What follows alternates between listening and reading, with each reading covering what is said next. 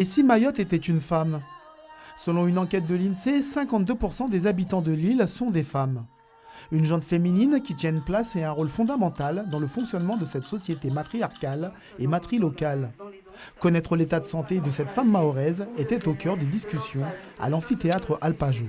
Beaucoup de femmes sont dans l'ignorance sur leur santé et que c'est important de savoir prendre soin de nous. La forte présence des femmes issues du monde médical, universitaire, politique et associatif à ce rendez-vous démontre qu'elles sont de plus en plus diplômées et exercent des métiers à responsabilité.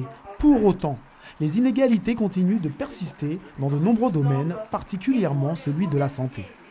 Se basant sur les chiffres de l'INSEE de l'année dernière, démontre que les femmes de Mayotte sont en très mauvaise santé, avec une espérance de vie beaucoup moins qu'en métropole, à 76 ans, alors qu'en métropole c'est 85.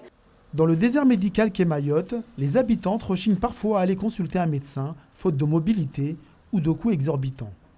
Des femmes mahoraises en mauvaise santé? Par exemple, 34% d'entre elles sont touchées par l'obésité, contre 15% dans l'Hexagone.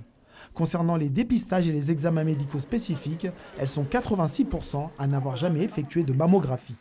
Je suis venue là tout simplement pour me faire dépister contre le cancer du col de l'utérus et faire un toucher mammaire. 9% des Mahoraises reconnaissent avoir été victimes de violences physiques et sexuelles.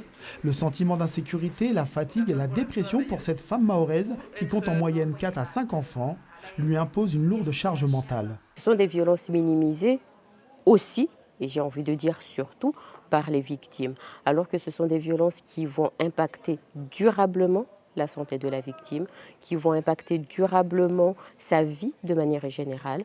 La femme mahoraise serait plus soucieuse de l'état de santé de ses enfants et de ses proches que d'elle-même. Je leur dirais de se recentrer sur elles, de s'occuper d'elles et de faire attention à elles pour se garder en bonne santé. Faire plus de sport, d'activités liées au bien-être et à l'estime de soi pourrait permettre à ce pilier sociétal d'aller mieux et avec confiance.